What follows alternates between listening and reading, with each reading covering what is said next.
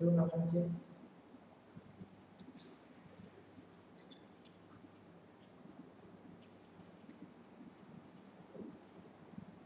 Selamat siang, salam sejahtera untuk kita semua. Salam jumpa dengan saya Sinta dari Rumah Sakit Budi Rahayu Pekalongan. Siang hari ini kita mau mengadakan podcast ceritanya ngobrol-ngobrol ringan nih ya. Siang hari ini bergabung dengan kita Dr. Magdalena. Halo dokter, selamat siang. Ya, Dr. Lena salah satu dokter yang bertugas di Rumah Sakit Budi Rahayu ya dok ya, di IGD maupun di Poli ya dok. Oke dok, siang hari ini kita mau bahas tentang era new normal nih dok di Rumah Sakit Umum Budi Rahayu. Nah ngomong-ngomong tentang era new normal, berarti ini ada kaitannya dok buntut-buntutnya tentang COVID ya dok ya. Apa sih sebenarnya COVID-19 itu apa sih dok? Oke, sebelum kita ke kenapa hari ini penting banget buat kita menjelaskan era new normal, terutama khususnya di Rumah Sakit Budi Rahayu. Karena sudah 4 bulan terakhir ini ya, dari mulai bulan Maret, tepatnya tanggal 2 Maret, sejak pertama kali ditemukan kasus COVID-19, 2 kasus di Indonesia, maka sampai saat ini bahkan terakhir bisa mencapai dalam satu hari itu pertambahan kasusnya 2.500 lebih dari 2.500 bahkan. Nah, karena itu penting sekali bagi kita untuk hari ini kita membahas mengenai era new normal di Rumah Sakit Budi Rahayu. Sebenarnya apa sih COVID-19 itu? COVID-19 itu merupakan nama penyakit yang disebabkan oleh coronavirus. Nah, dari dulu sebenarnya coronavirus itu sudah ada. Coronavirus itu merupakan kelompok besar virus yang menyebabkan penyakit gejala saluran pernafasan, mulai dari ringan sampai berat. Mungkin yang berat contohnya kita ingat pada tahun 2012 ada penyakit MERS. Penyakit MERS itu asalnya dari Timur Tengah, makanya dinamakan sindrom Timur Tengah. Itu adalah Middle East Respiratory Syndrome. Itu penyakit yang ditularkan dari Timur Tengah, yaitu khususnya dari Arab Saudi. Itu dikatakan akan dari unta ke manusia. Nah, selain MERS kita juga pernah dengar pada tahun 2002-2003 silam adalah SARS. Ya, okay? SARS itu sindrom akut respiratory syndrome, severe acute respiratory syndrome. Nah, coronavirus ini merupakan kelompok virus yang menyebabkan gejala saluran pernafasan ringan sampai berat, di mana untuk COVID-19 sendiri itu saat ini itu nama penyakitnya. Sedangkan nama virus yang menyebabkan COVID-19 adalah SARS-CoV-2. Nah, SARS-CoV-2 itu apa sebenarnya? Kenapa dinamakan itu saat ini? Karena ternyata virus yang menyebabkan COVID-19 itu secara genetik itu mempunyai kemiripan dengan virus yang menyebabkan SARS pada tahun 2002 sampai 2003 silam. Jadi kalau dikatakan apa itu COVID-19? COVID-19 itu adalah nama penyakit yang disebabkan oleh virus SARS-CoV-2 di mana menimbulkan gejala saluran pernafasan mulai dari ringan, bahkan bisa jadi tanpa gejala sampai kepada yang berat. Seperti itu. Itu gejalanya ya dok ya. Gejalanya itu seperti apa sih dok? Dan kalau tadi dokter bilang kan kalau di MERS itu kita dapat dari unta sama ke manusia. Kalau ini yang COVID-19 ini penularannya seperti apa dok? Jadi gejala sama penularannya? Sebenarnya kalau misalnya karena ini secara genetik sama dengan SARS, berarti secara penularan sama secara gejala hampir sama dengan SARS. Namun kenapa COVID-19 ini sepertinya lebih booming dibandingkan SARS? Karena ternyata transmisinya itu lebih cepat sehingga angka kasusnya itu bertambahnya dari hari ke hari itu semakin tajam. Nah, sebenarnya apa sih? Kenapa bisa menimbulkan gejala virus itu? Jadi virus SARS-CoV-2 itu dia paling senang si amplop virusnya itu, protein-protein di envelope atau di amplop virusnya itu, seluruh virusnya itu, dia memiliki ikatan yang kuat dengan salah satu reseptor dalam tubuh manusia. Nah, itu adalah nama reseptornya adalah angiotensin converting enzyme. H2. H2. Nah, itu tuh reseptor H2 itu ada di beberapa organ tubuh manusia. Nah, kenapa pada akhirnya menimbulkan gejala-gejala seperti itu? Ternyata reseptor itu ada di 83% tubuh manusia. Yang paling banyak mengekspresikan reseptor H2 itu adalah sel respirasi. Sel respirasi adalah sel respirasi itu sel epitel alveolus tipe 2. Nah, itu yang paling banyak. Yang kedua adalah sel pencernaan, sel epitel usus. Makanya kenapa pasien datang kebanyakan dengan gejala saluran pencernaan atau beberapa juga dengan gejala sakit perut, diare, muntah, atau dan lain-lain. Bahkan katanya kalau misalnya sampai komplikasi yang paling berat itu bisa menyebabkan gangguan di keseluruhan organ karena ternyata reseptor itu juga ada di jantung, di ginjal, bahkan di pembuluh darah. Maka dari itu sebenarnya apa sih yang bikin gejalanya semakin berat? Itu yang bikin gejalanya semakin berat itu tergantung dari respon imun si resipien. Jadi yang menentukan keparahan infeksi dari COVID-19 itu adalah tergantung dari peperangan antara virus dengan si resipiennya. Di mana virus ini mempunyai kemampuan untuk mengubah struktur dari sel inang, yaitu sel kita. Kalau misalnya imun kita terlalu berlebihan atau ada imun kita itu terganggu, atau bahkan saat kita terinfeksi imun kita tidak kuat dibandingkan virus itu, maka otomatis virus itu yang akan menang dan dia yang akan membuat penyakitnya semakin parah. Maka dari itu gejala dari penyakit ini mulai dari yang tidak bergejala, ringan, sedang, dan berat. Nah, itu tergantung dari faktor resipiennya juga. Nah, sekarang kalau ringan, sedang, berat ditentukan dari apa? Kalau misalnya orangnya, yang namanya juga saya bilang gejala saluran pernafasan paling banyak, otomatis seperti sakit flu. Kalau orang sakit flu seperti gimana sih Mbak? Yang namanya batuk, pilek, terus badan pegel-pegel, jadi tenggorokan, ada juga yang demam, bahkan demamnya yang namanya virus demamnya pasti tinggi, lebih dari sama dengan 38 derajat Celcius. Nah, itu kalau misalnya menderita itu kita masih katakan dia ringan. Tapi kalau dikatakan berat, itu kalau sudah sampai kepada distres pernafasan. Distres pernafasan itu contoh, misalnya nafas kita datang ke rumah sakit, nafasnya cepat, bisa sampai lebih dari 30 kali per menit. Atau kita ukur pakai saturasi oksigen itu di bawah 90%. Atau ketika seseorang bernafas, harusnya kan kita bernafas kalau misalnya biasa-biasa aja tiduran bisa. Ya. Tapi ini kita harus duduk, bahkan harus ada sanggahan.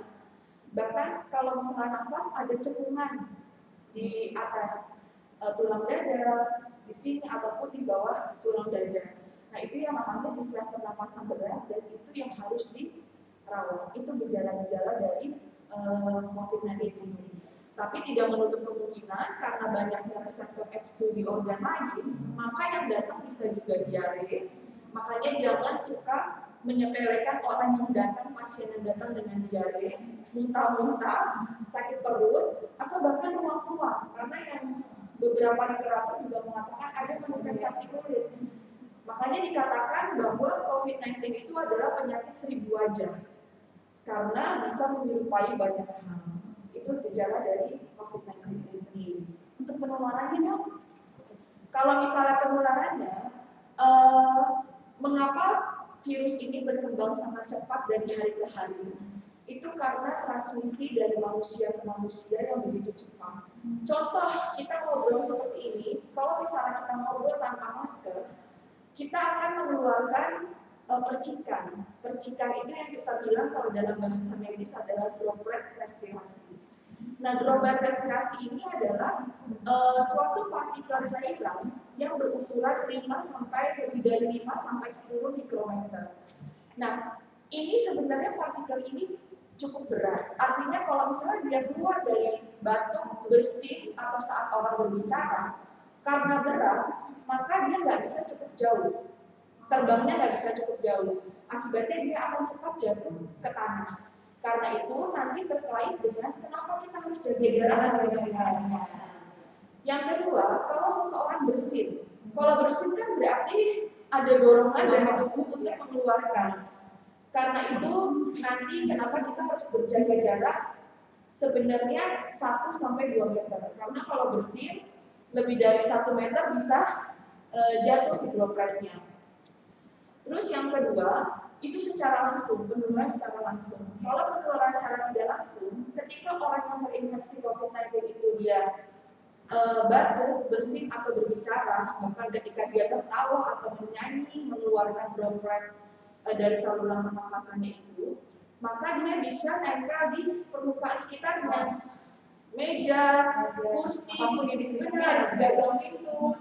Nah, maka dari itu, ketika orang sehat yang memegang, tapi langsung pegang mukosa mata, hidung, bahkan mulut, maka dia bisa tertular orang yang terinfeksi. Maka dari itu nanti berhubungan dengan kenapa kita harus cuci tangan, kenapa ada etika batuk atau bersin, kenapa kita nggak boleh sembarang meminimalisasi pegang-pegang benda-benda yang ada di sekitar kita. Nah, terus itu secara tidak langsung melalui permukaan. Nah, ada lagi nih yang terbaru. Sejak Kamis tanggal 9 kemarin, WHO baru mengeluarkan bahwa ternyata COVID-19 ini bisa menular melalui aerosol. Nah, aerosol itu sebenarnya, nah ini agak ada pertentangan di mana hari ini tadi saya baca di Detik atau Kompas, di mana tim gugus cepat COVID-19 ini masih menganggap bahwa oke, dia secara aerosol, tapi aerosol yang seperti apa? Contoh, kalau misalnya kita di ruangan tertutup itu kan di ruangan tertutup pasti sirkulasinya kan tidak baik. Sedangkan orang ada berbicara, tertawa, nyanyi kan. Nah, sedangkan aerosol ini berbeda dengan droplet. Kalau droplet itu ukurannya lebih dari 5-10 mikrometer, kalau aerosol itu mikro droplet, artinya lebih kecil lagi. Jadi lebih kecil lagi itu ukurannya kurang dari 5 mikrometer. Nah, menurut WHO memang dikatakan kalau misalnya dalam ruang tertutup, untuk orang-orang yang berbicara, aerosol yang terjadi penularan melalui aerosol itu tergantung terhadap daya tahan tubuh. Artinya seberapa banyak virus itu harus ada di dalam tubuh orang sehat sampai dia menimbulkan infeksi itu masih diteliti. Tapi yang sudah pasti, yang sudah diakui adalah kalau melalui aerosol yang sudah pasti adalah sudah dikeluarkan WHO dan tim gugus cepat COVID-19 di Indonesia juga sudah menyetujui bahwa untuk prosedur medis yang bisa menghasilkan aerosol, contohnya tindakan nebulisasi pada orang asma kan suka diuap. Iya, di bawah asma itu pertolongan pertama. Benar. Jadi terus yang kedua, pemasangan intubasi, pemasangan paket sejalan nafas pada seseorang yang sudah gagal napas, terus pemasangan pokoknya terkait dengan saluran pernafasan endoskopi, bronkoskopi, bahkan pijat jantung paru, resusitasi jantung paru (RJP), itu adalah salah satu prosedur yang menghasilkan aerosol. Nah, itu sudah dikatakan oleh WHO, baik WHO maupun tim gugus cepat, bahwa sekarang sudah bisa melalui aerosol. Maka kenapa tim tenaga medis harus menggunakan masker N95 untuk yang berpengaruh dengan aerosol. Yang keempat, metode transmisi lain yang masih perlu diteliti lebih lanjut adalah urin dan feses. Nah, ternyata katanya pada beberapa orang yang terinfeksi COVID-19 ini, meskipun di saluran pernafasannya itu sudah negatif, ternyata di fesesnya masih positif. Betul. Tapi sampai saat ini belum ada laporan yang bisa membuktikan, belum ada laporan tentang orang terinfeksi COVID-19 tertular dari urin atau feses. Karena belum juga ada laporan bahwa ada kelangsungan hidup sisa virusnya ini di air ataupun di selokan. Nah, yang keempat katanya menurut WHO itu bisa menular antara manusia ke hewan, khususnya mamalia, seperti anjing, kucing, Tapi untuk hewan ke manusia itu masih diteliti. Penularan lain ada yang bilang melalui air susu ibu yang terinfeksi. Tapi data itu masih kecil. Otomatis penelitiannya, penemuan virus dalam air susu ibu masih relatif kecil. Jadi belum terbukti sampai saat ini bahwa oke, ada virus itu, tapi virus itu menyebabkan infeksi atau tidak masih perlu penelitian lebih lanjut. Sama ada di plasma atau serum orang yang terinfeksi COVID-19. Makanya kan dulu ada yang beredar, boleh nggak transfusi darah? Yang aku diajak ternyata memang ada, bahkan dia bereplikasi di sel darah, tapi untuk penularan atau tidaknya itu masih dalam penelitian dulu. Itu beberapa transmisi yang nanti akan berkait dengan bagaimana sih pencegahannya. Oke, tambah seru nih ya kita bincang-bincangnya siang ini, tapi kita break sebentar dulu untuk apa ya, COVID itu apa, kemudian gejalanya seperti apa, penularannya dengan apa. Kita lagi faktor-faktor risiko ya dok ya, yang memungkinkan seseorang ini bisa terkena COVID-19 ini dok. Sebenarnya kalau dikatakan faktor risiko, otomatis karena ini terkait dengan daya tahan tubuh seseorang, berarti orang yang paling berisiko adalah orang dengan daya tahan tubuh yang rendah. Berarti yang sudah pasti adalah orang tua. Orang tua itu lansia, di mana semakin usia seseorang semakin bertambah, maka fungsi-fungsi organnya juga semakin menurun, termasuk daya tahan tubuhnya. Makanya kenapa pemerintah menggalakkan bahwa yang aktif bekerja itu adalah dibatasi sampai dengan usia bahkan 45 tahun ya. Terus yang kedua yang sudah pasti adalah ibu hamil. Ibu hamil itu juga beresiko terhadap sama resikonya dengan lansia, sama resikonya juga dengan orang walaupun dia usianya belum mencapai lansia, usia lebih dari 60 tahun, tapi kalau dia punya komorbid, contohnya kencing manis, sakit jantung, darah tinggi, ataupun gangguan sistem imun, karena kalau misalnya respon imunnya terlalu berlebihan atau terganggu, juga menyebabkan keparahan infeksi, maka dengan komorbid seperti itu, seseorang lebih rentan untuk obesitas, untuk terinfeksi COVID-19 dengan gejala mungkin yang lebih berat. Tadi dokter sebutin salah satu faktor risikonya ibu hamil. Ini ternyata narasumber kita, dokter cantik satu ini lagi hamil besar, itu luar biasa hebat. Dia tetap bertugas di instalasi gawat darurat gitu. Yang HBD, kalau pasien datang, itu kita belum ngerti nih, pasien ini udah dengan gejala COVID ya, kita udah belum. Tapi kenapa sih kok dokter masih berani untuk bertugas gitu? Apa juga yang dilakukan oleh dokter untuk membuat tapi dia adalah jangan sampai tidak terkena oleh si COVID-19 ini dok. Sebenarnya kan kalau dihitung ini sudah 4 bulan ya. Berarti kalau usia kandungan saya saat ini 8 bulan, berarti dari usia kandungan 4 atau 5 bulan sudah mulai terpapar. Benar, sebenarnya awal-awal sih galau ya, karena apalagi suami juga orang kesehatan. Sering bicara bahwa kalau bisa cuti aja, kalau bisa dipercepat cutinya, kalau bisa jaga ruangan aja, karena kan yang masuk ruangan sudah pasti di screening terlebih dahulu.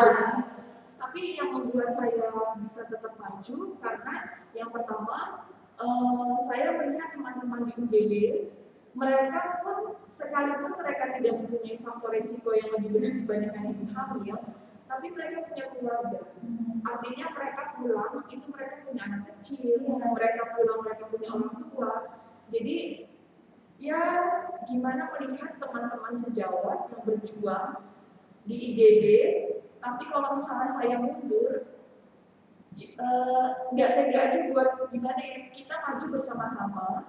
Semoga dengan kita sama-sama bergandengan tangan, ya sambil berserah juga, kita bisa menghadapi ini bersama-sama, karena semua menurut saya mempunyai faktor risiko meskipun bukan dirinya sendiri. Yang kedua, sudah pasti rumah sakit ini juga menyediakan alat pelindung diri buat kami tenaga medis khususnya di UGD, mulai dari di mana udah badan besar ditambah harus pakai cover Iya, all gaun, terus pakai penutup wajah, pakai Google, pakai masker medis, masker N95, terus bahkan sepatu boot.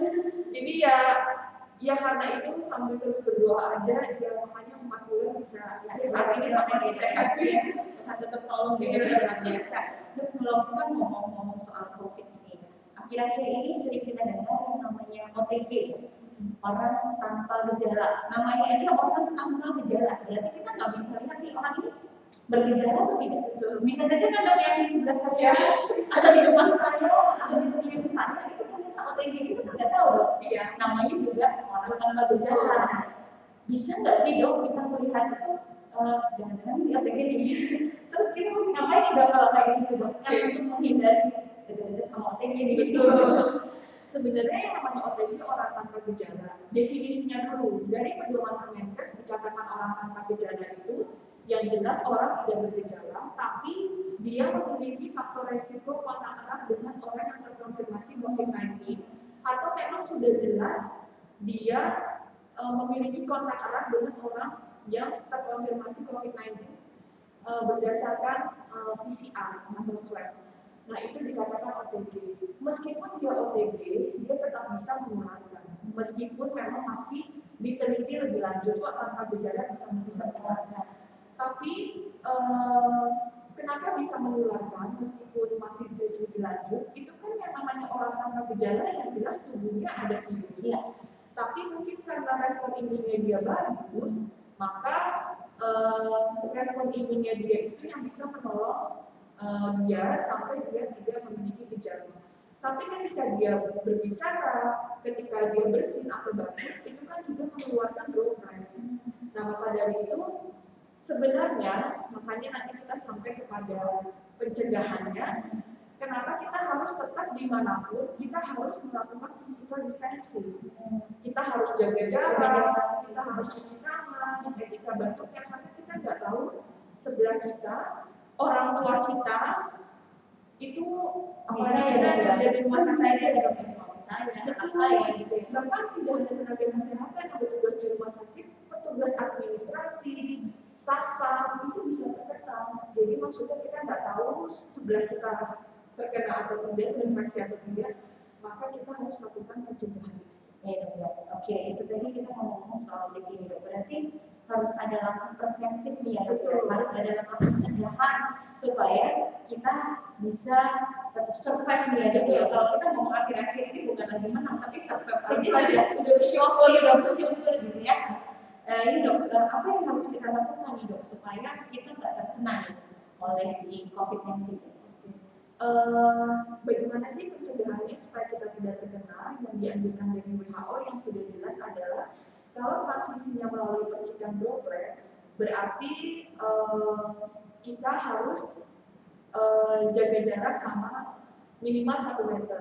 Ya jauh lebih baik 2 meter dengan orang, dengan siapapun, terutama apalagi orang yang memiliki penyakit ada gejala demam, batuk, pilek, sakit tenggorokan. Yang kedua, karena dia secara tidak langsung juga menempel di permukaan benda, maka dari itu kita nggak boleh sering-sering memegang ataupun saat kita datang ke fasilitas kesehatan, sering-sering menyentuh benda-benda yang ada di fasilitas kesehatan. Kalaupun kita nggak sengaja memegang, maka jangan capek buat sering cuci tangan. Nah, yang benar dan cuci tangan sebenarnya bukan sembarang pakai sabun, basah, selesai. Benar. Tapi ada angka cuci tangan yang dianjurkan oleh WHO 40-60 detik itu harus dengan air dan sabun yang mengalir karena sabun ternyata bisa membunuh virus cepat. Nah, coba kita lakukan langkah-langkah cuci tangan. Ayo Mbak Sinta, coba ya lakukan langkah-langkah cuci tangan. Jadi sabunnya dulu dok, sabunnya dulu. Habis itu telapak tangan, habis itu punggung tangan. Setelah punggung tangan, sela-sela jari. Habis sela-sela jari, kita kunci kanan kiri ini kita kunci. Setelah itu kita putar ibu jarinya.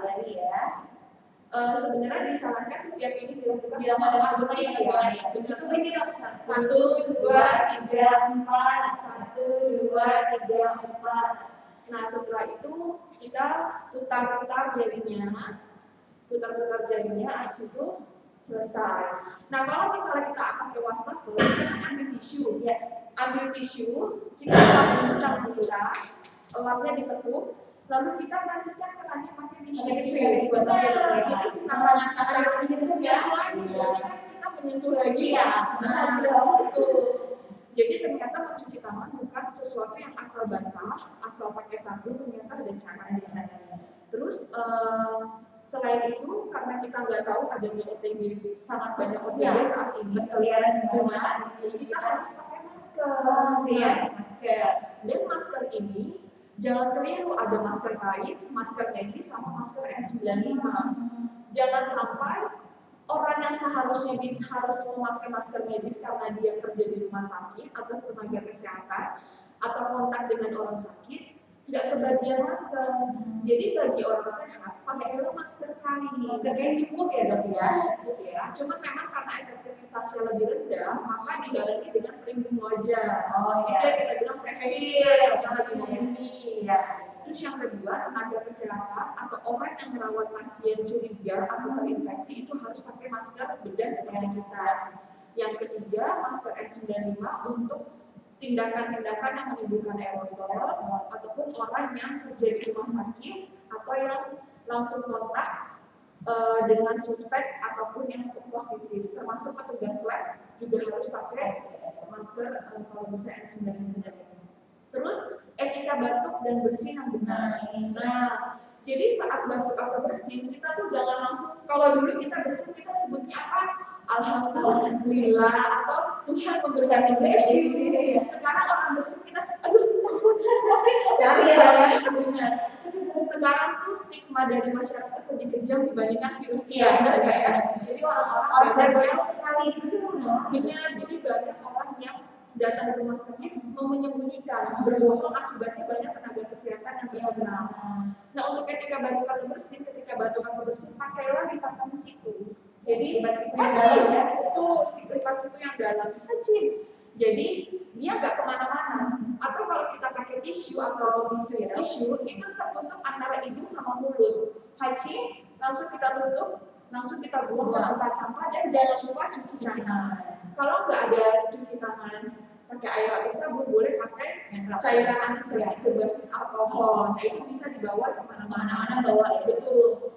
Terus pencegahan selanjutnya jangan suka memegang benda-benda di sekitar, sama ya kita harus jaga imun kita dengan apa? Dengan makan sehat, minum vitamin, tidur yang cukup, olahraga supaya daya tahan tubuh kita pun mampu untuk mengalahkan virus itu. Oke dok, ini kita masuk pada inti. Kita tadi ngomong era normal. Jadi kalau kita pakai masker, pakai face shield itu ya ini new normalnya kita sebenarnya gitu ya. Di rumah sakit Budi Rahayu Pekalongan sendiri apa sih dok yang sudah dilakukan untuk menghadapi era new normal supaya pasien yang datang ke sana pun safety kan ya, aman, nyaman, terbebas dari penularan si COVID ini. Apa sih dok yang sudah dilakukan di rumah sakit Budi Rahayu Pekalongan ini? Sebenarnya kenapa dikatakan new normal? Karena meskipun pemerintah sudah melakukan berbagai kebijakan untuk mengendalikan virus ini, tapi pada kenyataannya virus ini meningkat secara tajam. Maka dari itu kalau kita tidak menerapkan normal, artinya yang tadinya bekerja harus tetap bekerja, yang mencari uang harus tetap mencari uang. Maka kalau tidak diterapkan normal, maka pasien mereka yang harus bekerja, mereka yang sakit berat membutuhkan rumah sakit, makanya diterapkan normal ini. Untuk Rumah Sakit Budi Rahayu Pekalongan sendiri, saya melihatnya memang sudah apa yang bisa dilakukan sudah dilakukan, tinggal memang resiko penularan itu pasti ada. Yang sudah dilakukan Budi Rahayu itu mulai dari petugasnya, mulai dari pengunjung atau keluarga pasien, bahkan lingkungannya sendiri itu sudah mulai diterapkan. Bahkan kita ada prosedur era new normal di Budi Rahayu. Yang sudah dilakukan di Budi Rahayu Yang pertama, kita contoh aja mulai dari pasien masuk ke UGD, karena saya sehari-hari di UGD atau ruangan, itu dilakukan pengecekan suhu. Jadi satpam sudah melakukan pengecekan suhu dengan termogan, di mana kalau dikatakan demam, misalnya suhunya di atas 37,3 pun, itu sudah dilarang masuk, nggak boleh masuk. Yang kedua, pengecekan suhu aja nggak mungkin dilakukan tanpa kita sudah sediakan cuci tangan. Jadi kalau tidak hendra, ada cuci tangan dengan sabun dan air mengalir, baik di gedung depan ataupun di gedung IGD maupun di barito, di gedung lawan. Betul. Nah itu setiap pengunjung, bahkan tenaga kesehatannya pun wajib untuk cuci tangan benar. Terus setiap yang memasuki area rumah sakit itu wajib memakai masker. Bahkan ketika pasien tidak memakai masker, kita menyediakan masker untuk kalau dia tidak mampu, kita secara cuma-cuma ya. Tapi kalau dia mampu, memang kita bisa sediakan dan itu dibeli dengan harga yang cukup relatif murah. Terjangkau, betul terjangkau. Nah, terus apa sudah yang dilakukan di Rahayu lagi? Pengecekan suhu, dicuci tangan, pakai masker. Terus untuk petugas kesehatannya sendiri kita ada self assessment benar. Jadi setiap minggu kita dikasih lembaran dari pihak direksi bahwa kepala ruangannya itu harus menilai setiap anggotanya, bahkan kita menilai diri kita sendiri apakah kita ada batuk, kita ada demam, pilek, nyeri tenggorokan. Kalau ada salah satu dari itu, setidaknya kita berobat ke dokter IGD atau dokter poli. Bahkan kalau ke arah-arah sana, nanti setelah kita tanya-tanya ada kontak dengan itu, maka kita disarankan untuk isolasi mandiri selama 14 hari. Dan ya self-assessment itu yang memang berjalan di Budi Rahayu sendiri. Jadi bagi karyawan yang memiliki gejala-gejala seperti itu biasanya dilarang untuk masuk dulu. Terus selanjutnya untuk lingkungannya, handle pintu, pegangan tangga, itu kita sudah dilakukan pembersihan secara berkala. Klinis dan petugas kebersihan di rumah sakit kami secara berkala memberikan cairan antiseptik, membersihkan dengan cairan antiseptik pada kursi pengunjung, terus tangga-tangga. Jadi kalau ada yang liftnya penuh, kalau melalui tangga maka sudah dibersihkan ya. Meskipun kalau bisa ya jangan pegangan, cuma kalau orang tua ada keuntungannya. Terus kalau bisa dalam naik tangga antara orang yang naik dan yang turun jangan berpas-pasan. Jadi kalau bisa ya turun dulu, baru tunggu baru yang naik. Terus di lift juga kita sudah menyediakan stick seperti tusuk gigi, itu jadi untuk memencet tombol liftnya kita memakai tusuk gigi, dan di dalam liftnya pun juga udah ada tanda. Jadi nggak bisa berkumpul jadi satu menu dengan maksimal 5 orang. Itu sudah ada tanda yang Mbak Sinta harus madep kemana, saya menghadap kemana, itu sudah ada tandanya. Dan kalau bisa setiap membuka pintu dengan siku. Kita dengan siku, jadi bukan dengan ini lagi ya. Karena siku nggak mungkin kita benar-benar dengan. Nah terus baik di ruangan poli, farmasi obat ataupun pendaftaran UGD sudah ada pembatas kaca untuk supaya tidak kena percikan dari orang berbicara, ataupun saat orang mendaftar sudah dijaraki di ruang tunggu ruang poli juga dijaraki 1 meter supaya yaitu physical distancing adalah yang bisa diterapkan di rumah sakit ini. Dan kalau misalnya ada pasien-pasien yang curiga ke arah sana, maka secara berkala petugas kebersihan juga menyemprot dengan desinfektan. Jadi ruangan itu langsung disterilkan supaya pasien lain pun bisa tetap kita tangani secara baik. Dan pengunjung yang datang itu hanya boleh 1 orang yang menemani pasien tersebut. Jadi yang berhak datang adalah yang memegang kartu ya, betul. Dan bukan orang yang dari luar kota. Jadi kalau ada orang dari luar kota, biar dia karantina mandiri dulu, dia nggak boleh jenguk pasien ini.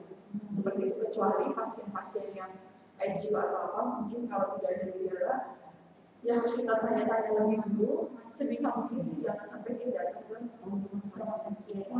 Jadi di Budi Rahayu sendiri tindakan preventifnya sudah komplit ya, dari depan sampai dengan belakang, bagaimana membersihkan lingkungan yang rutin disinfektan dan bagaimana para petugasnya yang ada di sana juga sudah dibekali ya dok ya dengan APD dan mereka juga self assessment sendiri ya untuk dirinya sendiri. Dok, kalau saran dokter nih supaya orang tetap pergi ke fasilitas kesehatan gitu, apa sih yang mesti dilakukan gitu ketika kita datang ke fasilitas kesehatan? Sebenarnya meskipun saya para pasien, karena ketika kalian jujur bukan berarti kita itu tidak menangani kalian. Bahkan ketika kalian jujur itu sebagai catatan buat kami, oh ternyata ada riwayatnya, justru membuat sangat welcome terhadap pasien-pasien yang membutuhkan pertolongan, dan kami mohon kerjasamanya supaya kita sama-sama bisa memberikan yang terbaik, pelayanan yang terbaik untuk para pasien sesuai dengan kemampuan rumah sakit. Seperti itu. Dok, itu tadi kalau terpaksa ke rumah sakit ya dok gitu ya. Bisa nggak sih dok, ada nggak sih pelayanan proses di rumah aja tapi kebutuhan saya terpenuhi nih, ada nggak sih Ibu Dira Hayu? Sebenarnya Ibu Dira Hayu sendiri sudah ada salah satu program yang kami terapkan Ibu Dira Hayu. Kalau dia pun misalnya segan untuk datang, masih ragu-ragu, yang pertama boleh telepon dulu ke informasi kami. Jadi boleh telepon, contoh telepon langsung sambungkan ke UGD, ceritakan keluhannya. Bisa ya, benar, bisa. Itu banyak sekali pasien yang, dok saya sakit begini-begini, saya perlu datang nggak? Itu sering kami temukan di UGD. Yang kedua, kami ada secara online, konsultasi secara online, ataupun bahkan pelayanan radiologi lab secara online. Itu namanya telemedicine. Mungkin Mbak Sinta bisa menjelaskan tentang telemedicine itu. Ya, jadi telemedicine di Rumah Sakit Ibu Dira Hayu sudah berjalan ya di bulan Juli ini ya dok ya, sudah berjalan, kami sudah berjalan. Ada promo loh. Ya, bulan Juli ini promonya luar biasa ya, pasien yang dikenakan biaya sebesar 50.000. Caranya, jadi Anda kalau mempunyai keluhan yang sekiranya saya masih takut nih untuk rumah sakit, tapi saya mendapatkan pengobatan yang tepat, dan Bapak Ibu bisa melakukan pendaftaran melalui via WA ya ke admin kami. WA dilakukan H-1 sebelum periksa. Kemudian WA di admin kami dengan nomor 085 0853 29 777722. Nah, dari sana nanti admin akan memberi petunjuk untuk melakukan pendaftaran di poli yang dituju dan dokter yang dituju. Nah, kalau Bapak Ibu berarti itu cuma bisa konsul dong, enggak ya dok ya, harus juga telemedicine. Jadi kalau nanti Bapak Ibu membutuhkan obat, akan dilayani juga saat itu. Jadi di rumah aja semuanya udah lengkap, mulai dari Bapak Ibu butuh laboratorium juga, pasti nanti ada datang petugas laboratorium. Jadi tinggal di rumah aja semuanya bisa tercukupi kebutuhan Anda pelayanan kesehatan. Saya dengar kalau butuh radiologi dijemput ya, bisa ya, bisa dijemput